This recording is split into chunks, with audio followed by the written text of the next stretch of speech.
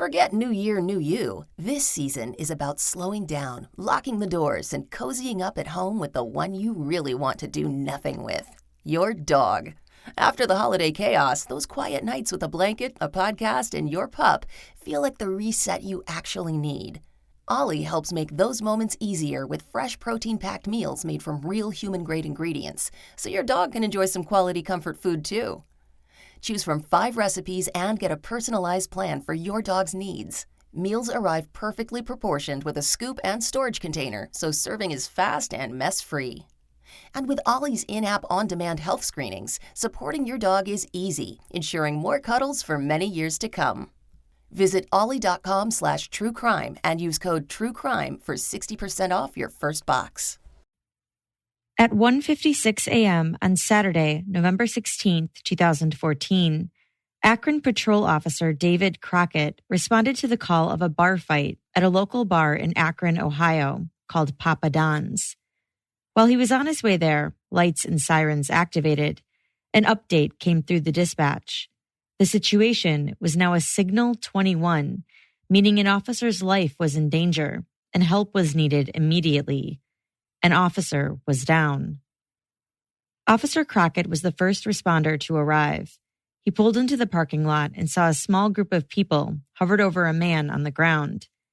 He recognized the man as Justin Weinbrenner, a fellow police officer who normally worked the night shift with him, but who had been off duty that night. Justin was lying on his back. His eyes were open, but he wasn't conscious. EMS was pulling up, and so Officer Crockett ran over to direct them to where Justin was. As the paramedics tended to Justin, Officer Crockett tried to assess the scene. It was chaotic. He went around asking any possible witnesses for a description of the shooter, and he was trying to see if anyone else was hurt. He was told that there were other people who had been shot and who were injured, still inside the bar.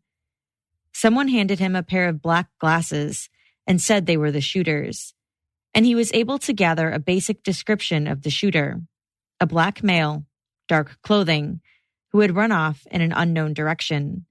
He continuously radioed to the other officers on their way any and all updates he was getting. Officer Crockett entered the bar and immediately noticed the blood, leading all the way from the doorway to the back kitchen area. There were shell casings by the front door. By that time, other officers and additional EMS had shown up.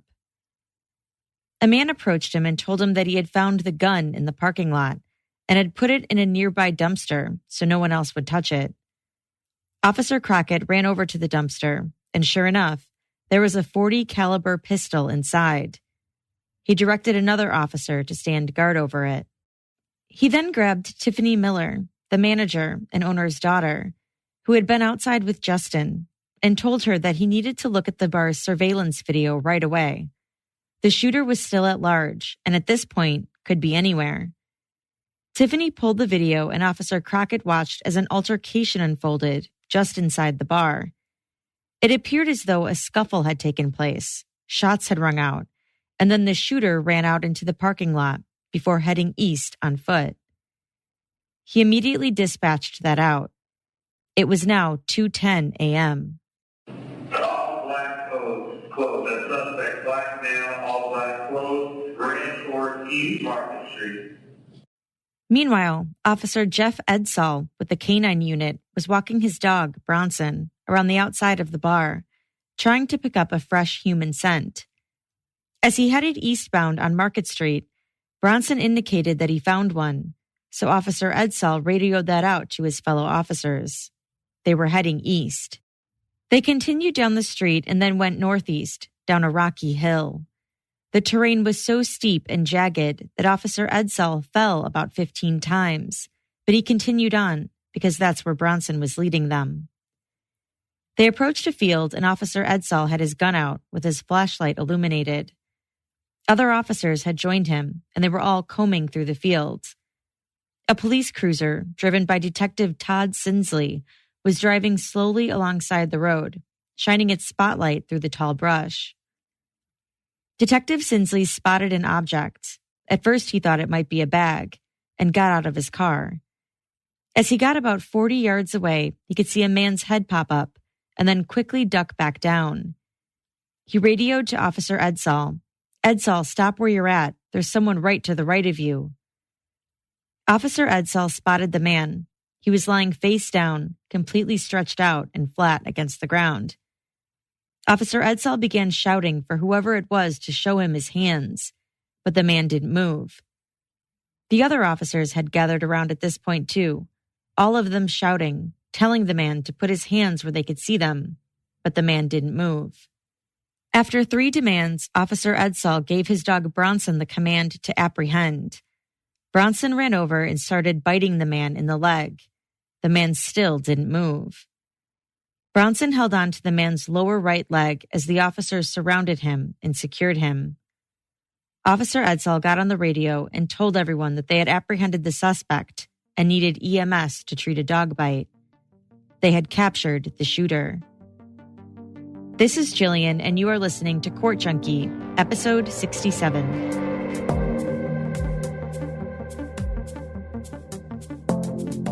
"32-year-old Justin Weinbrenner, the man who had been lying on the ground when Officer Crockett had first arrived at the scene, was transported to the hospital, but passed away later that night.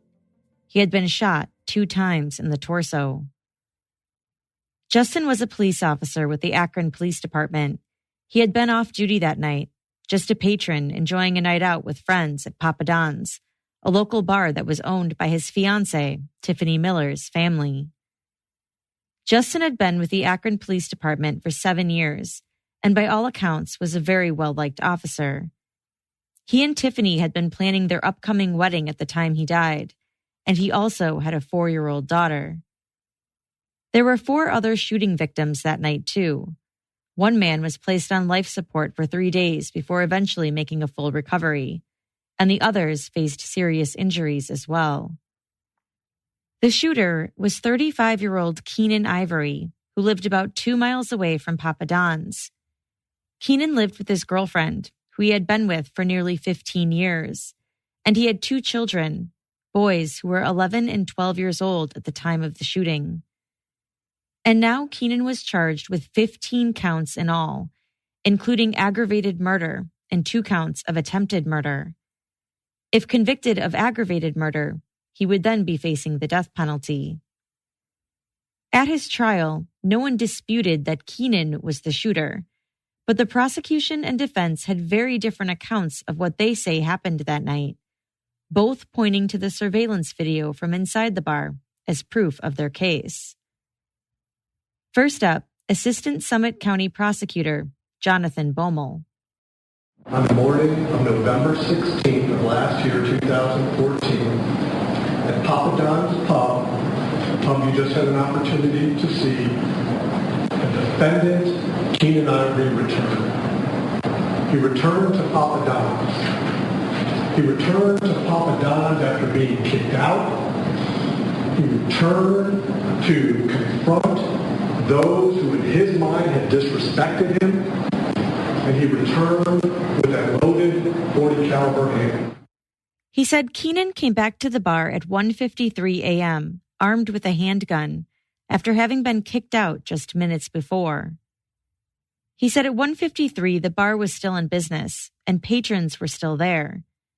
One of the patrons was off-duty officer Justin Weinbrenner, who Bommel said knew the circumstances of Keenan's return to the bar and was agitated. Bommel told the jury that shortly after Keenan entered the bar that second time, Justin became aware that he had a handgun tucked in his waistband. He and another patron engaged in a heroic act of getting Keenan out of the bar and keeping the people inside the bar safe. They were successful and got him out of the bar just in time. But Keenan was able to get his gun out and fire 4 times. 2 of the bullets struck Justin, and he died as a result. Bommel said that Justin frequented Papa Don's whenever he could, so he could help his fiancée, Tiffany, who ran the bar, and also went there to hang out with friends. Many off-duty police officers often hung out there too. That night, on November 15th, 2014, Keenan Ivory arrived before 12:30 and sat at the bar. He had been there before, about a handful of times. He usually kept to himself and never caused problems, But this night, he was acting different. He was very extroverted, engaging in conversations, hitting on girls, and was being very talkative to people he didn't know. Bommel told the jury that the first bit of problems started with a woman named Anne Marie, who was a regular at the bar and a friend of Tiffany's. Keenan started aggressively hitting on her, and it made Anne Marie uncomfortable. She told Tiffany about it, and Tiffany asked Keenan to leave. Keenan was defiant and upset. But he eventually paid his bill, got up, and started walking out. But before he left, he stopped over to Justin, who was sitting at the bar, and gave him an earful. Justin ignored him, and Keenan left. But Keenan wasn't going to let it go. About 4 or 5 minutes later, he returned. He wanted his revenge, Bommel said. He was angry at being rejected, angry at Tiffany, angry at everyone at the bar. When he pulled up in his car, he put a gun into his right waistband and walked inside. When he walked in, another regular patron named Dave Wokati, also known as Big Dave, was standing there with Tiffany and Anne Marie. An argument started, and Bommel said that Keenan looked down and touched his gun at his waistband several times. Tiffany saw the gun and told Justin, since he was a police officer. Justin and another man approached Keenan too. Keenan drew his gun, there was a scuffle, and the movement went towards the front door. But just steps before the door, Keenan fired the first shot, which hit 3 people: Dave Wokati, his girlfriend Jennifer, and a man named Thomas Russell. As they chased him out of the bar, Keenan continued firing his gun. Justin was hit by 2 bullets, but before he collapsed, he was able to knock the gun away. Keenan then took off running down the street. Bommel told the jury that they will hear from multiple witnesses who either witnessed what happened or who were struck by a bullet. The surveillance video was then played for what would be the first of many times during the trial. On the video, at 1:53 a.m., Keenan can be seen walking into the bar. He goes to the left and is immediately approached by a large man, identified as Big Dave Wokati. Then Tiffany steps between the 2 men. Keenan takes a few steps back with his hands up. He then can be seen repeatedly lifting up his shirt and looking down at his right waistband. Tiffany then walks over to Justin, and a short time later, Justin walks over there too. Another man, identified as David Eisel, leaves his spot at the bar around that same time and approaches Keenan too. There is then a ton of movement, with Keenan going backwards out of the bar and the other 3 men going forwards. Shots then ring out and people in the bar scramble for cover. When the defense gave their opening statement, they had a very different version of events. Keenan's attorney, John Greven, told the jury that the video surveillance in this case is important. He admitted that the case is not a whodunit. Keenan Ivory is the person that should be sitting in this chair. You're never going to hear any evidence that says he was in another place, in another state, in another country, or any kind of thing like that. This is not a whodunit. This case is, and what the ultimate question will become, and frankly, the ultimate question that each of you will have to decide is, what did he do? Did he commit aggravated murder with prior calculation and design? Did he commit murder? Did he purposely have a specific intent to kill someone? Did he commit manslaughter? Or frankly, did he act this night in self-defense? That is what you will ultimately have to decide when you take in all the evidence. He said the state and the defense do agree on a lot of facts of the case. He said Tiffany did tell Keenan to leave the bar, even though she didn't know the situation of what had happened. Keenan didn't agree with her because he didn't think he did anything wrong, but there was no anger or revenge. He was not thrown out of the bar or escorted out of the bar. He walked out. And Greven told the jury that this next detail is important. Keenan had chicken wings at the bar. Once Tiffany kicks him out, she tells him to pay his bill and says that she'll get him a to-go box for his wings. But Keenan leaves his chicken wings there. He gets about 3 minutes away and realizes he left his food, so he turns around and goes back to get it. Grievin said the prosecutor uses words like revenge, but that as you'll see on the video, Keenan doesn't walk in the door firing his gun or seeking out anyone to hurt. He walks in and goes directly towards where he had left his wings, where he had been sitting. He is then confronted by Dave Wolcotti, Big Dave, who weighs about 400 pounds. And Big Dave is intoxicated, Grievin said. In fact, many of the people involved in this were intoxicated, except for Keenan. He had been drinking, but his blood alcohol level wasn't past the legal limit, like the others. Keenan Ivory walks into the bar. He is immediately confronted by a 400-pound, intoxicated, speech-slurring person who comes up to him. You'll see it. I mean, everything that we say to you, you're going to see. But this giant of a man comes up to him and says, "What are you doing here? Get out of here, or I will kick your black ass." That is what David Wolcotti says to Keenan Ivory. Now, does Keenan Ivory pull out his gun and start shooting people? No. Okay? You will see in the videotape, when he is first confronted, he steps back. And it's very loud in this bar. And you'll hear the music mainly, but you'll be able to hear Keenan Ivory saying, "Bro, bro, bro, bro, bro." He steps back. He puts his hand up, as if to say, "Just let me get my wings and get out of here." And frankly, if David Wolcotti would have taken a step back and let Keenan Ivory walk to where he thought his wings were, we wouldn't be here today. But he didn't. He is threatening to kick his ass. He said Keenan had a gun in his waistband, which he had there the entire night. Keenan often carried a gun for protection. He was the victim of violent crimes, and his brother had been murdered a couple years ago.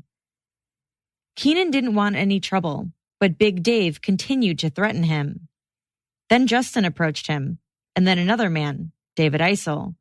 So now Keenan has Big Dave in front of him, Justin on his left, and David Eisel on his right, where his gun is. He is now surrounded by 3 people with the wall behind him. But even at this point, he doesn't pull out his gun. The gun eventually comes out only when Justin and David Eisel put their hands on Keenan. Keenan believes that David Eisel is reaching for his gun. He's scared. 900 pounds of intoxicated men coming at him. His gun comes out, but he doesn't pull it out and aim it at anyone. As he's getting pushed and knocked back on his ass, the gun starts firing randomly.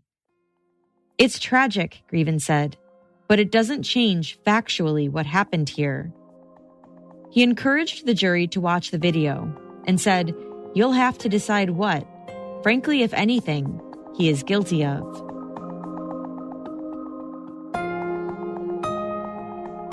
Tiffany Miller was the first witness for the state. She said she opened Papa Don's Pub in January 2011 with her parents. It was a family establishment and a sports bar and grill. She said they were known for their good food and that a lot of people from the community came out. She first met Justin while she was bartending in 2005, and he was working security. They kept in touch over the years. Justin became a police officer in 2007 with the Akron Police Department.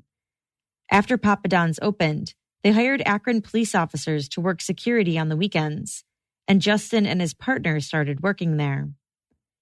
She said Justin became familiar with a lot of their patrons. He was always calm and always wanted to make sure that everyone had a good time and that there were no confrontations. She said their policy with unruly customers was to never make anyone feel uncomfortable. If they had to leave, she said you want them to be able to come back at a later time. She said they always tried to address each situation personally and to not involve anyone else. Their goal was always to de-escalate any situation. She never saw Justin ever physically have to remove anyone from the bar. He would usually talk to them off premise without disrupting anyone inside the business. She and Justin then started dating, and then off-duty police officers would regularly start to come in. On the night of Saturday, November 15th, 2014, she and Justin went to a fundraiser for a local youth football team. She hadn't expected Justin to be able to go with her that night. He had gone deer hunting and was due back later that night. But he called her earlier in the day and said he had been successful in shooting a deer, and so he was coming home early. At the fundraiser, she said she remembers seeing Keenan there. She didn't know his name, but she recognized him from Papa Don's. She said he nodded at her when he saw her, and she may have nodded back, but doesn't remember. After the fundraiser, she and Justin went to another bar downtown to see some of Justin's friends play in a band. They were there for a couple hours and then went to Papa Don's. They had some friends who were there, so they were stopping by on their way home. She said they got there just after 1 a.m. At one point, her friend Anne Marie approached her and told her that someone in the bar had been making comments that had made her feel uncomfortable. She seemed pretty upset and said the comments were offensive to her.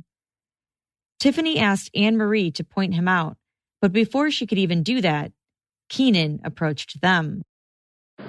He's yelling, he's angry, he was loud. Who is he angry at? It appears to be at her at that time, at Anne Marie at that time. And you are right there as well with Anne Marie? Yes. And does he come up to you? Yes. He gets very close, at which point I raise my hands up. Wait, he gets very close to me. To you? Okay. At which point I raise my hands up to give myself some distance between he and I. And when you say Keenan and I. Okay, I'm sorry to interrupt you. And when you say you raised your hands up, what do you mean by that? I lifted them to space, some kind of place between us, between Keenan and myself. And just for the record, because for her to can't take down what you do with your hands, you lifted them up. I lifted my hands up, palms out. Kind of in front of your chest area? In front of my chest. Okay. And what happened? He asked me to stop pushing. Keenan asked me to stop pushing him. Okay. Had you pushed him? No. Keenan had leaned into my hands. She said several people witnessed the confrontation. She asked him to calmly move to the end of the bar to try and resolve the situation with her. She wasn't clear on what exactly the issue was, but she didn't want it to escalate. They walked to the back of the bar. She said when it became clear to her that he wasn't going to calm down, she asked him to politely leave for the night. She told him maybe he had too much to drink and maybe it was time to go. She said he then became angry at her. He was trying to argue that Anne Marie wasn't right with what she was saying, that he shouldn't have to leave, that he didn't do anything wrong. He kept repeating himself over and over, she said. At one point, Justin came over and asked if she was okay. She told him, "Yes, babe, I'll be right over." She said she didn't want Keenan to feel like there was more than just her asking him to leave. So Justin then went back to sit at the bar. Her barback Jeff then came over too and asked if she was okay and needed anything. She told him she was fine, and he left too. She said she told Keenan that they had had a great evening to help raise money for a good cause, which Keenan's son was a part of. She said she hoped they could end the evening on a good note and didn't have any problems. Keenan responded to that by saying that he doesn't need cops or anyone else to pay for his kid. His son was on the youth football team that the fundraiser was for. Tiffany told the bartender to please bring Keenan his check. Keenan told her that he had food there that he hadn't eaten yet, so she told the bartender to get him a to-go box so he could take it with him. Keenan pulled out a very large wad of money from his pocket. He was still angry, but he offered to buy her a drink and resolve the situation, but she declined and told him that it was time to pay his bill and leave.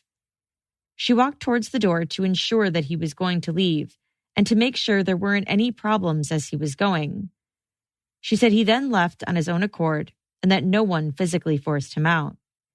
At no time during their conversation did he reference a gun, nor did she see one. She said when he left, she was relieved to have resolved the issue, but she said it didn't stand out to her as something that was a real problem. She had been in similar situations like that before.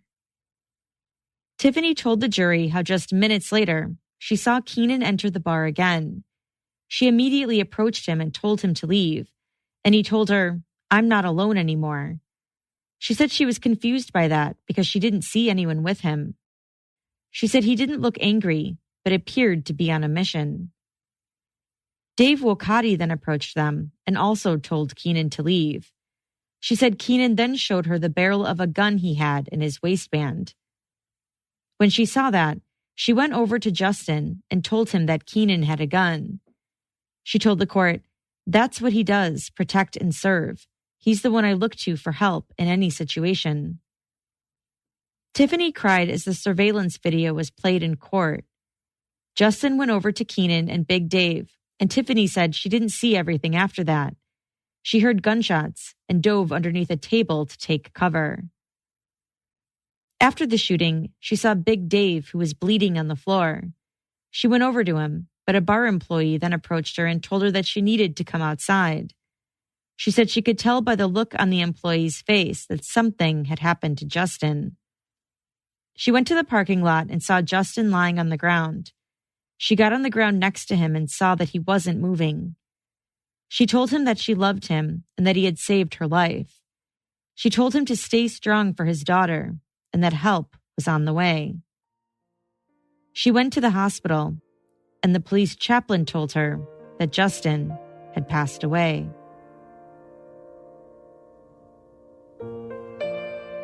Anne Marie Cuzio testified that she used to work at Papa Don's as a bartender, but had stopped working there after her mom passed away. She still went there regularly, however, with her boyfriend, Ravon. On the night of November 15th, 2014, she and Ravon got to Papa Don's at about 11:30. She said she kept going back and forth between their table and the back of the bar, where there's a smoking area. At one point, she headed over to the other side of the bar to talk to some friends of hers who were also there. And that's when she encountered Keenan. We were all just sitting there hanging out, talking, and I happened to, I believe we were going to try to order, we were just going to order drinks. And when I looked over, this person sitting right here was very aggressive at trying to get my attention to come over and talk to him. She identified Keenan in court as the man who was being aggressive. She said she had never seen or interacted with him before. He then said something to her that she didn't understand at the time, but would come to realize what he meant later. What type of things was he saying? He just kept wanting me to come over there and talk to him. And I explained, I was like, no, I'm cool. And I said I had a boyfriend. He just kept saying, come over here. And I then pointed at my boyfriend, and I was like, he's standing right over there. And that's when he kind of got up out of his seat a little bit, and he said, I don't care, I have a 40. And when he said, I have a 40, what did you believe he was referring to? Or did you know? We were in a bar. I was assuming beer. I had no clue what he was talking about. At that point, she said she was creeped out, so she walked behind the bar instead of having to pass him to go to her seat. She went over to her boyfriend and told him what happened. She told him that he was being really aggressive and she was feeling nervous. She then told Tiffany, the bar owner, the same thing. She said almost immediately after she told Tiffany, Keenan came over to the table. He comes over very quickly, and he's stating that he doesn't even know me. And that's when I believe Tiffany was sitting there trying to calm him down because he again was being very aggressive. And she, at one point I'm sorry. Let me ask you, when you say he's being very aggressive, how would you describe his demeanor at that time when he approaches you, Ravon, and Tiffany over at those tables? He's angry. And how did you know he was angry? You could tell by the way that his body features, he kept just going like this. Tiffany tried to calm him down. He backed up and said, "Don't fucking touch me." And what was the tone of his voice? Loud. And he indicated that at one point you heard him say, "Don't fucking touch me" to Tiffany? Yes. What happened next? He looked at me and my boyfriend, Ravon, and walked away and said, "And by the way, these diamonds are real." She said the comment about his diamond earrings was random. At no time had they been mentioned before in their interaction. After that, she said he walked away back towards where he was sitting. She then went outside on the patio to smoke a cigarette. When she came back in, she went and sat back at her table. She said she didn't see Keenan leave. But she did see him walk back into the bar. And when he did, she said she heard Big Dave tell him to never speak to her again. She said she was trying to calm Big Dave down and told him to let it go. Her boyfriend Ravon called her back to the table, and after that, she said everything happened so quickly. The argument was escalating, and their voices were getting louder. She saw Justin head over there too. I had no clue that he had a gun on him at all. He did. Keenan. You had not seen the gun at all to that point? No. Even when Big Dave and him are talking? Correct. I just know that there was a scuffle, and me and Chad were being called over by my boyfriend Ravon, and within seconds there was gunfire, and everybody just went to the ground, and it was just, everybody was everywhere at that point. She said she doesn't recall Keenan ever saying anything about having left anything in the bar. After the gunshots, her boyfriend pulled her back towards the patio. Everyone was screaming, and it was mayhem. She went to see if Tiffany was okay, and that's when she saw Big Dave on the ground, bleeding. Tiffany told her that she wasn't sure if Justin was alive or not. She said she never saw Justin again. On cross-examination, Anne-Marie said she had been drinking for a majority of the evening, but that she had only had about 3 or 4 beers while they were at Papa Don's. Keenan's attorney, John Greven, pointed out that Keenan never approached her or touched her, and she agreed. He said all Keenan said to her was, "Come here" a few times, and then, "I have a 40. He asked if anyone had ever told her that she was melodramatic, and she said no. She agreed that the "I have a 40 comment could have been referencing a gun or beer. She wasn't sure. When Keenan came back into the bar, she was right in front of him. She said she didn't hear him say anything, but she did hear Big Dave tell him not to talk to her again. Greven pointed out that during her interview with detectives, Anne-Marie had told them that when Keenan walked in, Big Dave had asked her, "Is that the guy?" And then he said to Keenan, "Don't you ever fucking talk to her or touch her again." She agreed that that's what he said. He doesn't say it in a nice way. Is that fair? No, he was loud about it. Okay. Greven then asked her about the prosecutor's claim that Keenan wanted revenge. Do you recall that when Mr. Ivory walks back into the bar at 153, you were standing right in front of him, correct? Correct. And you were standing right next to Tiffany, correct? Correct. So is it fair to say that Mr. Ivory's purpose in coming back was to take revenge on the people who kicked him out, namely you and Tiffany? He had an open shot from a couple feet away right at that time, didn't he? If that's what his intentions were, then yes. Right, but he didn't shoot at that time, did he? Not that I recall. Dave Wolcott, a.k.a. Big Dave, took the stand next, and he told the court that he and his girlfriend Jennifer had gone to Papa Don's that night after going to a bar to see a band play and then going to a bowling alley for a friend's birthday. They got to Papa Don's at about 12:30 or 1. Dave was asked when he first saw Keenan that night. He said it was when Keenan and Tiffany were talking. It was strange to him because Tiffany doesn't usually have time to sit and talk to someone for that long, since she manages the bar. As Keenan was leaving the bar, he said he saw him approach Justin and say something to him before walking out. He didn't hear or see Justin respond. He said Justin just took a swig of beer and then sat back down at the bar. He testified that he didn't know at the time that Keenan had been asked to leave. A few minutes later, he learned about what had happened with Anne Marie, and then he saw Keenan walk back into the bar. He said Tiffany told him, "This man has to leave. He's not welcome here." So he went up to Keenan and told him that he had to leave. At that point, do you say anything to the defendant? I did. I said, "You're going to have to leave. That nobody wants you here. You know, you're not welcome here tonight." And that's kind of where it started. Okay.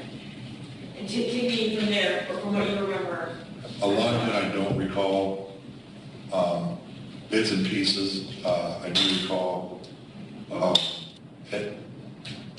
The conversation between him and I don't really recall. Like the exact words that was said back and forth? Right. Okay. So the gist of your statements to him or something like you said, like, you're not welcome here. Those were the first words out of my mouth. I do recall that. And did he respond to that? He did, and it was something along the lines of, well, you know, I'm not leaving, or, you know, what are you going to do? Are you going to make me leave or what? So confrontational? Or? Very confrontational. Okay. And you respond that by continuing to say you got to go?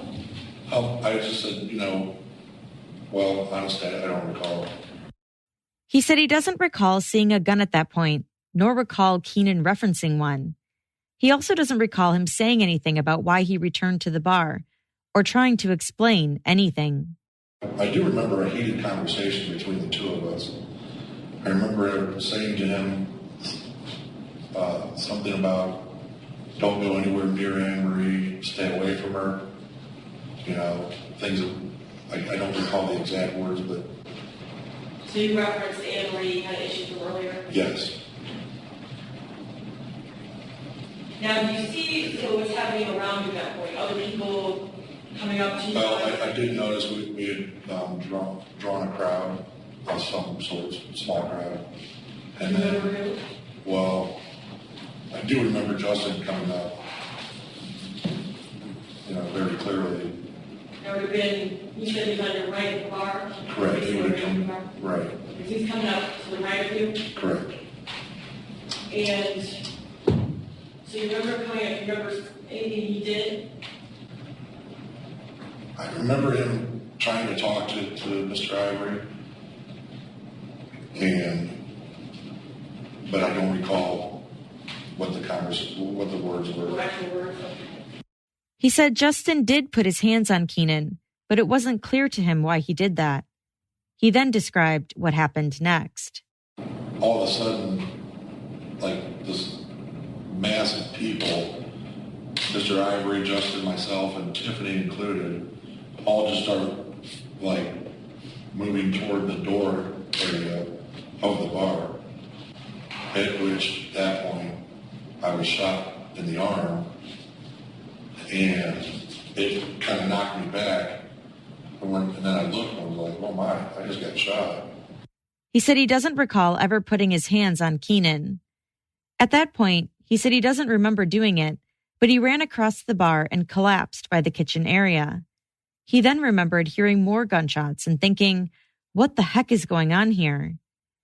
He said he didn't realize it at the time, but he had been shot in the abdomen too. When he saw all the blood, he thought, this is not good. Dave rolled up his shirt sleeve and showed the jury a scar on his arm from the shooting. The bullet had entered his arm, exited his arm, and then passed through his stomach before exiting out of his lower back. He said he has a scar on his stomach too, and showed the jury that too. He said the doctors had to cut out 5 inches of his colon and that he was on life support for 3 days. He was in the hospital for a total of 7 days and received about 37 staples. He said part of his arm is still numb, but that he is recovered. On cross-examination, Dave admitted that he and his girlfriend had had a lot to drink that night. By the time they got to Papa Don's, they had consumed drinks at 4 other places and they were at Papa Don's for about an hour and continued to drink. All in all, he said they drank for about 4.5 hours that night. Keenan's attorney, John Grieven, brought up Dave's interview with police from after he got out of the hospital.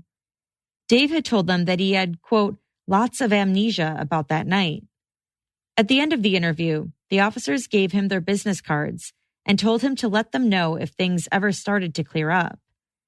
Dave never contacted them to tell them that he now remembered certain things. You just testified with the prosecutor. That's called direct examination. Okay? So my question is, the things that you testified to on direct examination just now are more than what the statement you gave to Sergeant Lidke on November 24th of last year. So the question is, The question is what you're testifying now today different than what you told Sergeant Lidke back on November 24th? Yes. Okay. Is that because all of a sudden you started to remember new things? It is. Okay. At any time prior to your testimony, did you review with the prosecutors a copy of that videotape of the incident? Yes. And when was that? I can't give you specific dates. That's fine. Within the past week? Within the past 2 weeks? Within the past couple months. Within the past couple of months? I honestly, I don't recall. Well, there's a big difference between 3 months ago, 3 weeks ago. You would agree with that, right? Sure. And did you go to the prosecutor's office in preparation for trial and view the videotape? Yes. Let's say within the past month. Let's say yes. Okay. Maybe within the past couple of weeks? Yes. Okay. Dave told the court that he also couldn't be sure where Keenan was heading towards when he first walked into the bar. To this day, he said he has no idea if Keenan's chicken wings were still sitting at the bar and if that's what Keenan was going towards. Grieven again pointed out how drunk Dave was that night. I had some drinks, yes, Dave replied. Grieven then pulled out his medical records from that night, which showed that his blood alcohol level was .131 at 3:01 a.m., about an hour and 8 minutes after the incident happened, which was more than 1.5 times the legal limit. So he walks through this door. He is immediately confronted by a big, intoxicated guy at the bar. Fair?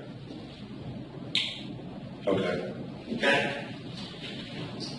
Not only is he confronted by this big, intoxicated guy at the bar, maybe this guy says, don't you ever fucking touch her or talk to her again. Right? Maybe I did. Okay. The phrase, don't you fucking ever talk to her or touch her again. Talk about that phrase. Would you agree with me that it's virtually impossible to say that phrase in a pleasant way? I would agree with you. By the nature of the phrase, it's harsh, for lack of a better phrase. Fair? Yes. Grieven asked if Dave remembers Keenan stepping back and putting his hands up. He said he doesn't recall that, and he doesn't believe the video shows that. Grieven then played the video again. In the video, Dave approaches Keenan, and they are looking at each other. Despite the fact that you can't hear anything on the tape due to the loud music, Dave agreed that this is likely where their conversation begins. That's when Tiffany then comes over and steps in between the two men. You see Tiffany step in between you and Keenan? Yes. You would agree with me that when Tiffany steps in to separate you two, she faces you, correct? Yes. And she puts her arms up to you, correct? Yes. In the video then, Keenan takes a couple steps back and puts his hands up. Dave admits that he didn't remember that. When asked if he remembers saying to Keenan, "If you don't leave, I'm going to kick your black ass," he said no.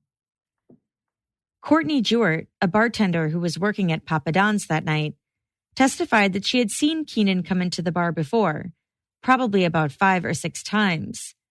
She said on November 15th, he was there by himself. He was sitting at the corner of the bar when 3 females came in and sat with him. She said at 12:37 a.m., he ordered 12 chicken wings and 3 shots.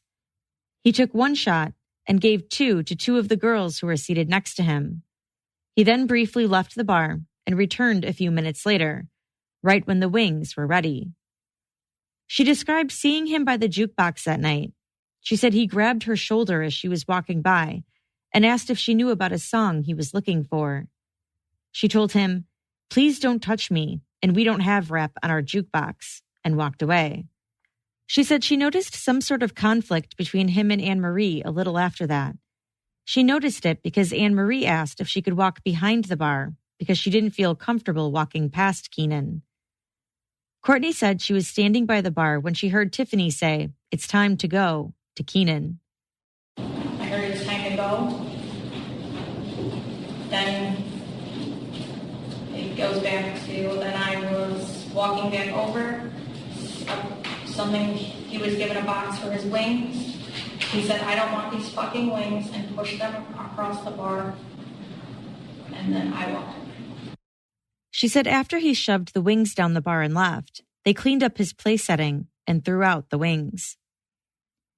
Dave Wokadi's girlfriend, Jennifer, testified that she doesn't have a clear memory of the night in question. She said she remembers hearing gunshots at Papa Don's and saw that Dave was hurt. She tried to see if she could help him. She told him he was going to be okay and that help was on the way. It wasn't until a few minutes later that she realized that she had also been shot in her left arm. But she was more focused on Dave. He was bleeding a lot. Jennifer lifted up her sleeve to show the jury the scar on her arm from where the bullet went in and then where it exited on her upper arm. She said it took a few months for the wound to close up. The pain and stiffness was there for a few months, but is okay now. She was told that her blood alcohol level that night was 0.32, which she said is likely why she doesn't remember much from the night. The police officers involved in Keenan's arrest also testified at his trial. They all told the jury that Keenan had been resisting at the time of his arrest and that he refused to comply with their demands to see his hands, even after the canine bit him. Detective Todd Sinsley said that the officers were concerned that Keenan was still armed. That's why they kept shouting at him to show them his hands. He said when he approached Keenan, he kicked him in the face, put his knee on his back, and delivered several additional blows to his face and back of his head to try and subdue him. He searched Keenan afterwards and found a large wad of money in his right front pocket, along with a cell phone. Thomas Russell, another Akron police officer who was an off-duty patron at Papa Don's the night of November 15th, testified that he was sitting at the bar when the shooting occurred. He said he saw Big Dave go down and asked him if he was okay. He said Dave responded, "Fuck no, I just got shot." He said he remained at the scene until around 5 a.m. After he finally got home, he started undressing when he noticed that his side was burning. He looked in the mirror and he could see that he had been grazed by a bullet. He got in his car and drove back to the scene to tell the officers that he, too, had been shot. 2 women who had been seated at the bar next to Keenan that night testified that he had tried hitting on them, but that they rejected his advances. Natalie Lynn said that Keenan was sitting at the bar on the other side of her friend Jody. She said he kept rubbing Jody's back and asking them if they wanted food or a drink, and they said no. She said she told him to stop touching Jody. Jody then turned her back towards him so she could avoid him. She said Keenan appeared to be intoxicated, and she watched as he hit on a lot of girls, including Anne-Marie. And what is the defendant's reaction when Anne-Marie says something back to him? He gets angry, says that he has a 40, starts kind of laughing. No one really knows what he's talking about at this point, and he just keeps saying it over to himself. No one's really paying attention to him at this point. Saying what to himself? I got a 40, I got a 40. She said she never saw a gun on him that night, but that after the shooting, she went up to Anne-Marie and told her how she had heard Keenan say, "I have a 40," and that now she realized he was talking about having a gun. David Eisel, the other man involved in the fight with Keenan, Big Dave, and Justin after Keenan returned to the bar, testified about what he says happened that night. He said he saw Keenan leave and then a few minutes later come back inside the bar. He said he was about 15 to 20 feet away when Tiffany confronted him and they started arguing. He said Keenan kept fidgeting with his right side, and that's when he saw the gun. He said he asked his friend, "Is that a phone or a gun?" He said as he kept watching, he could clearly see that it was a gun. Keenan kept patting it. Justin went over there and confronted him too. They got closer and closer to each other, so David walked over. By the time he reached them, he said Keenan had the gun in his right hand. He said he then grabbed Keenan's arm and they started shoving him. He described it as almost like a big dog pile. He said he remembers falling down by the front door and then hearing gunshots. He said he got up and ran outside after Justin had pushed himself and Keenan out of the bar. He found Justin lying on the ground. He said he wasn't conscious and was making what sounded like a snoring noise. Later, after he was interviewed by police at the bar, he went over to a friend's house and someone pointed out that there was a hole in his jacket. He hadn't noticed it before. On cross-examination, David said that after Keenan left the bar, he talked to Justin and that Justin didn't say anything about him. He said that when Keenan left, he walked out calmly. Keenan's attorney played the surveillance video again and asked David to explain what they were seeing during the confrontation. At this point in time, Mr. Eisel, is it fair to say that you were right about there? Is that correct, sir? Yes. All right. So you're on Mr. Ivory's right, correct? Yes. And who is to Mr. Ivory's front? Big Dave. All right. And who would be to his left? Justin. All right. And what is to his back? I don't know, the wall possibly. Okay. So is it fair to say at that point in time, have any shots been fired? No. Is there any yelling or screaming? Not that I can do. All right. And is it fair to say at that point in time that Mr. Ivory is surrounded? I would say so. So is it safe to say, Mr. Eisel, that you grab Mr. Ivory along with maybe some pushing or shoving from Mr. Weinbrenner or Mr. Wakady? You pull him back, you hear a yell, then you hear the first shots. Is that a fair statement, sir? All right. Jeff Bates was the barback at Papa Don's that night. He said he heard what Keenan said to Justin as he was leaving the bar. He slowly made his way out. He stopped where Justin was sitting, and he said 2 or 3 times that I will smack that bitch, up close to Justin in his ear. And what did Justin do as far as reacting to that? He just kind of ignored it to not make the situation any worse. And what happened with Keenan Ivory then?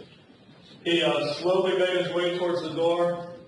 Before he left the door, he turned around and looked around, and then he left.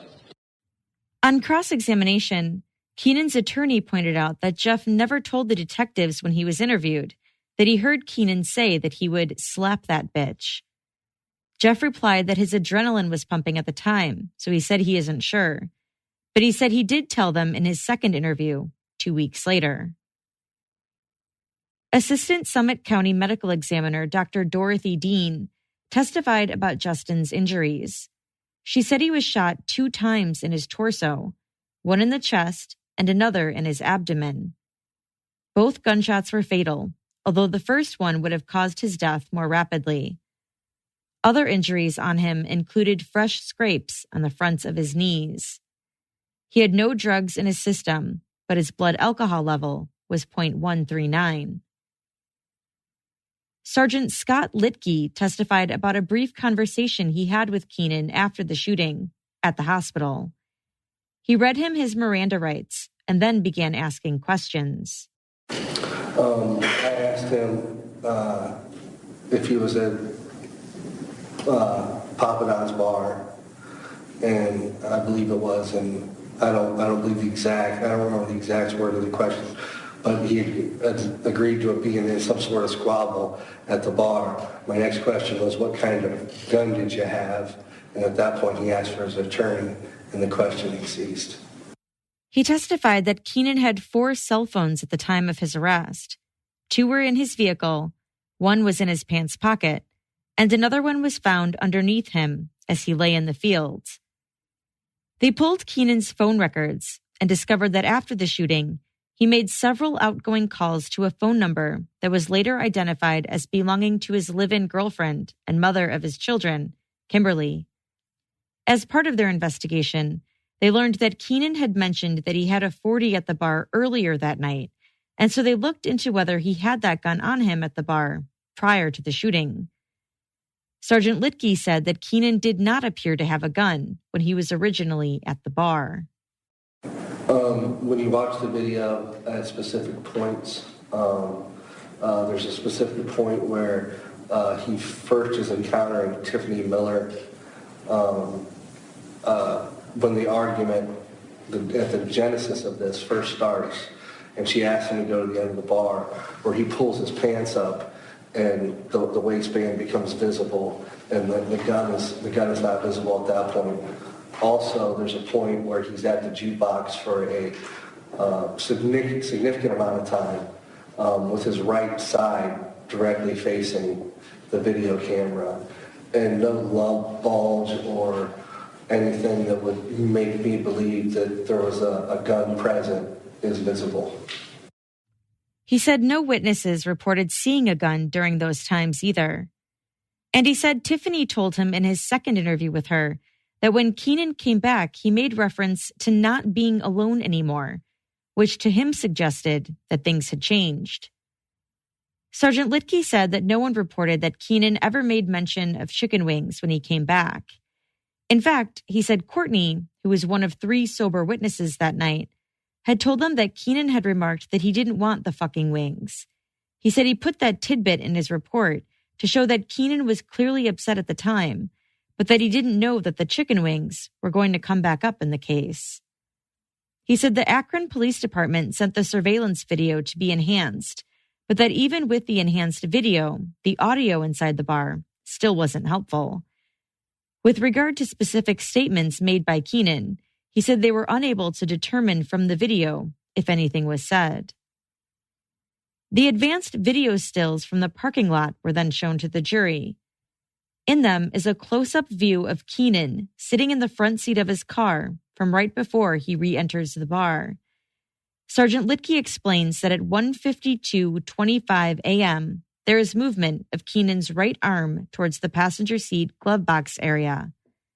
At 1:52:31, he says Keenan gets out of the vehicle and appears to put an object, consistent with the size, shape, and color of a gun, in his waistband on his right side.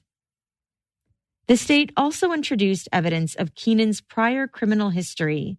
In 2008 and in 2011, he had been convicted of various drug charges, and therefore, by law, he wasn't allowed to own a gun.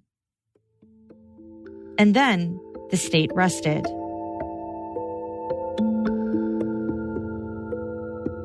The defense called just one witness to the stand, and that witness was Keenan Ivory. Keenan told the jury about his 2 children, 2 little boys, and said that he grew up with 2 brothers and 1 sister. His mom worked for the public school system, and his father was a firefighter. He said his youngest brother passed away in 2011. He was murdered, and to this day, it is still unsolved. He admitted that due to his felony convictions in 2008 and 2011, he was not allowed to have a weapon, and said he's guilty of that. On November 15, 2014, he said he attended a fundraiser for his son's football team. They were trying to raise money so they could go to Florida for the championships. He went there by himself, but his girlfriend and his girlfriend's parents were there too. He said he saw Tiffany Miller at the fundraiser. He goes to Papa Don's and knows her from there. There was a man with her, but he didn't know who that man was. He said he nodded his head at her. The fundraiser lasted until about 11 or 11:30, and then he headed over to Papa Don's. He said he goes there regularly for football games and to eat food. He said they have good food and good TVs. He said that while he was at the fundraiser, his gun was in the trunk of his car. He didn't bring it into the fundraiser because he figured there were families there and coaches, and he wouldn't need it. Why do you have a weapon anyway, even though you know that it's illegal for you to have a weapon? Personal protection, because my brother was murdered in 2011. I've been robbed 2 times. That's it. He said after he left the fundraiser, he put the gun on his person. He got to Papa Don's around 12:15 or 12:30. He said he was in a great mood because his son's team was doing so well, and going to Florida was great. They had been the worst team the year prior. He sat down, ordered his usual order of wings, a drink, and then he left and went to the store to get some tobacco. He returned to the bar about 15 minutes later. It was perfect timing. The wings had just come out. He said there were a few females sitting to his left and they had a conversation. He asked if they wanted drinks. One told them it was her birthday, so he bought them a couple. For the next 15 to 20 minutes, he sat there and talked to people. He didn't know very many people in the bar. He then saw Anne Marie, whom he did not know, and called out to her to come over to him a few times. She told him to stop asking, and then said she was going to tell her boyfriend, who was right over there. He said she was being dramatic about it. He said he responded by telling her that he had a .40 on him. He said he was referencing his gun. She ran behind the bar, and he saw her stop at a table with the black male, and she started pointing over at him, so he walked over to make sure everything was cool. When he got there, he talked to Tiffany. He said Tiffany told him that Anne Marie said he called her a bitch, and he told her that he didn't even know her enough to call her a name. Tiffany wanted to talk to him in the back. He said he never got aggressive with either woman. He complied with Tiffany's request to talk in the back. He said he brought up the fundraiser, saying that they had just had fun there, and he stated that he liked the bar and wouldn't do anything like that. But she told him that she believes Anne Marie and doesn't like people disrespecting her customers. She then asked him to leave. He said he was shocked and disappointed. He had never had trouble there before and had been there numerous times. Keenan told Tiffany that he had gotten wings and would need a box for them. Tiffany said all right. He went back to the bar and waited for his tab. He said he didn't know that Tiffany was a manager or that she was the daughter of the owners. He thought she was a bartender who had some authority. He said he was not cursing or swearing at any point in time.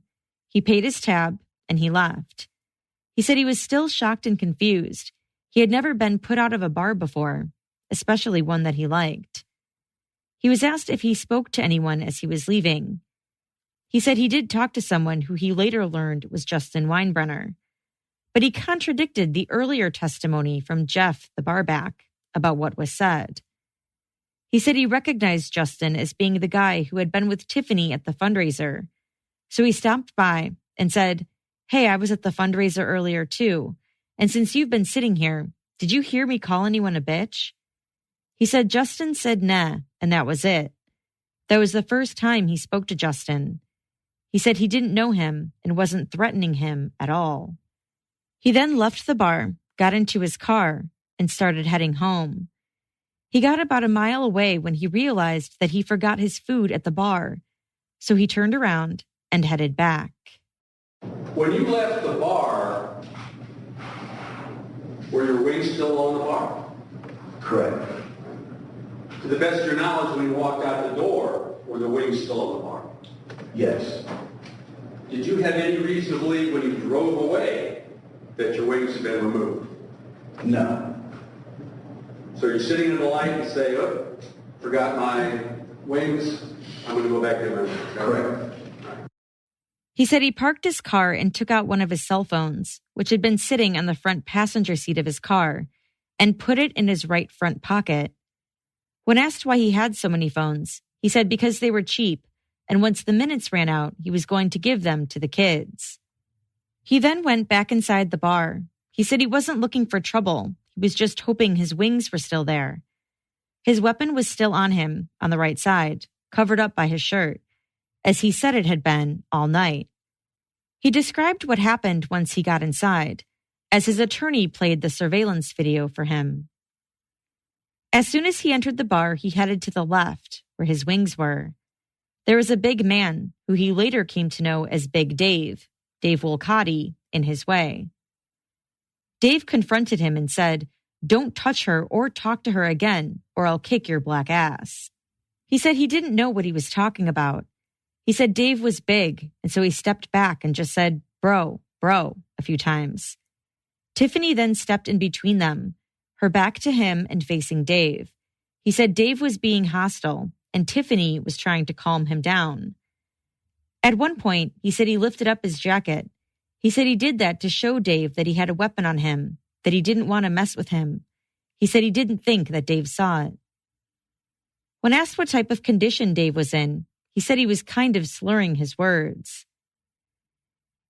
Keenan said he backed up again and said he didn't want any problems. He lifted up his coat 2 more times to show off his gun. He had not pulled it at this point. At one point on the video, Keenan raises his right arm. His attorney asked why he did that, and he said he was pointing towards the bar where his wings were. Dave was still in front of him.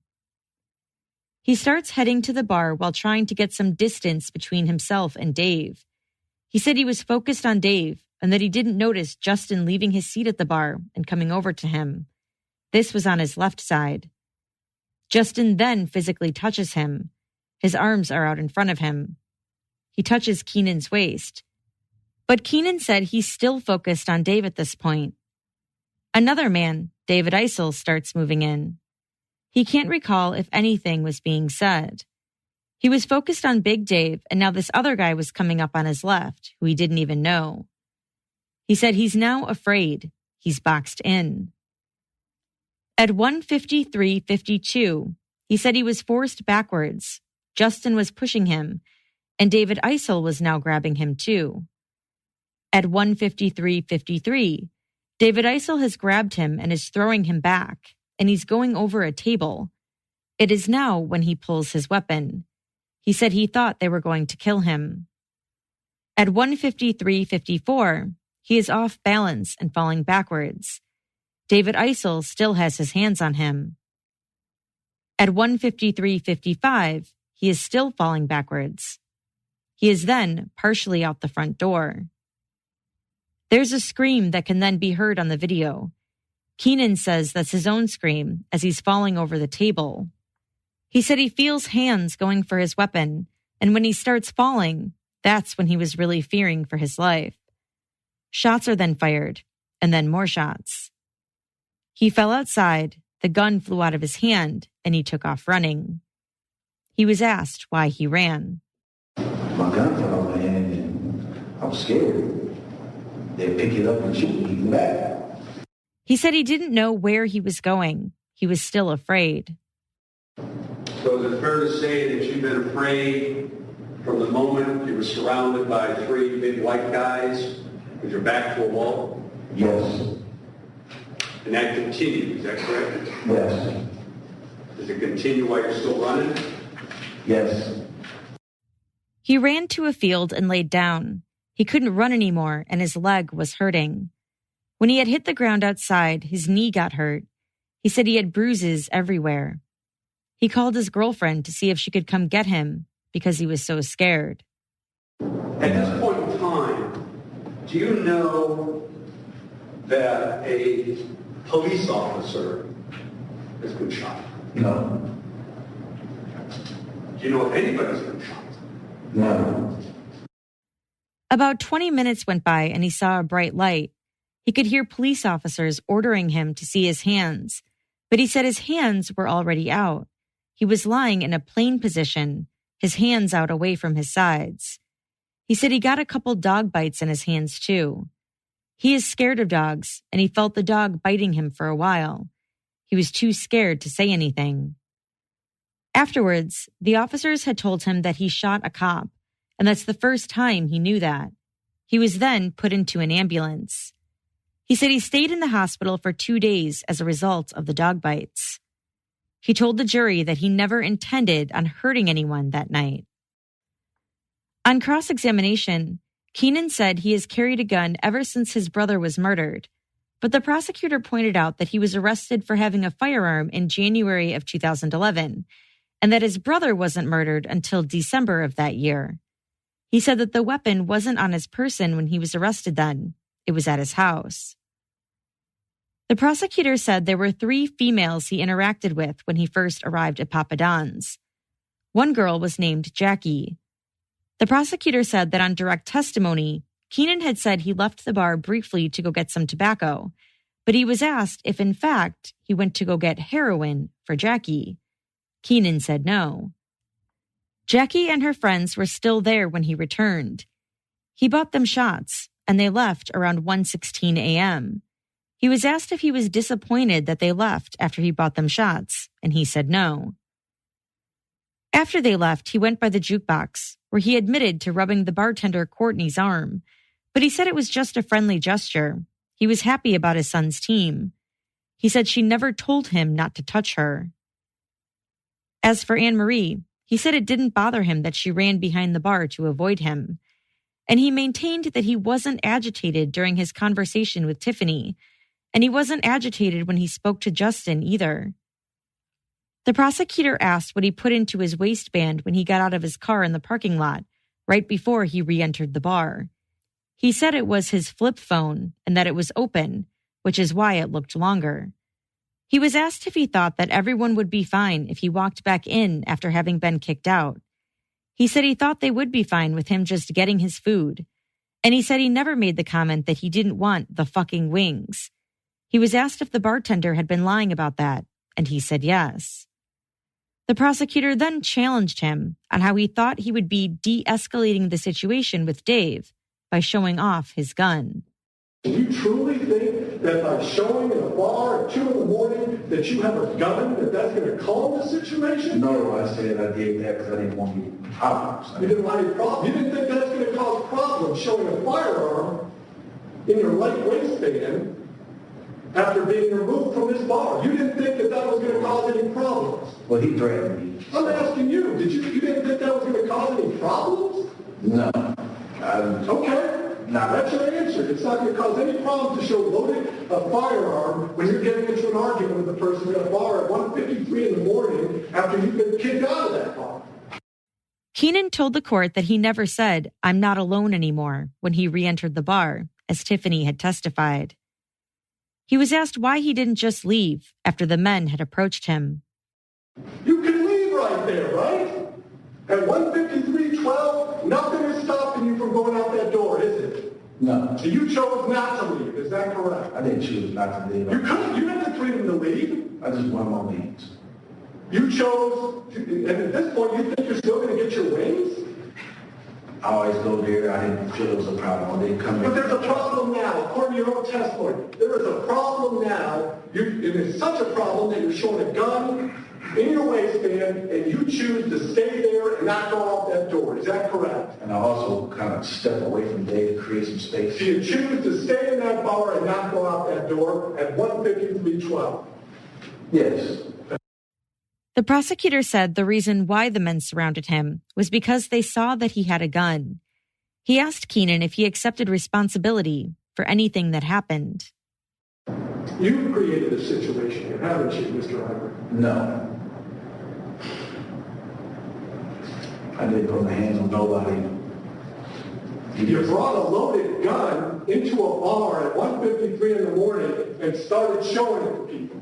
To you, is that in any way, are you responsible at all for causing a situation by doing it? No. Okay. Well, Kylie was threatening me. I didn't say anything. No, Ivory put his hands on me first. That's his fault. Keenan said that David Eisel reached for his gun. He said he drew his gun to keep him from getting it. This was at the same time they were pushing him. As for why he shot the gun, he said he wasn't aiming, and as he was falling to the ground, the gun went off. The prosecutor challenged him on that. So they're going to kill you because you've been kicked out of this bar. They're trying to take my weapon. I don't know what's on their mind. When you did, you said, I think they're going to take it and kill me over this problem that lasted, a second? He already put his hands on me. I didn't shoot. But you're saying kill you? They're going to take this gun and kill you? Yeah. I would never reach for no. I would never reach for anyone's gun. I would never do that. You know, I was scared. People get kicked out of the bar every weekend, don't they? I guess. Have you ever heard of anyone in Papa Don being shot in the head because they got kicked out of the bar? I didn't mean it. I wasn't trying to shoot anyone. I was scared. Flat out scared. That's all, man. There wasn't no intention for him or nothing. I was scared. After Keenan's testimony, the defense then rested. Keenan Ivory was found guilty of aggravated murder and was sentenced to life in prison without parole, plus an extra 65 years. As the judge in the case told him right after he was sentenced, he will die in prison. The judge also said of the victims who had been shot, quote, "They each had a brush with death that night. They survived. One did not. Justin laid down his life for his friends." According to Justin's obituary, November 15th, 2014, wasn't the first time that he had saved someone's life. Among his accomplishments while on the Akron Police Department were commendations for breaking up a burglary ring and for bravely pulling a man from a burning car before it exploded. His obituary also states that his most joyous duty, however, was that of devoted father to his young daughter. And that's all for this episode. I would love to know your thoughts.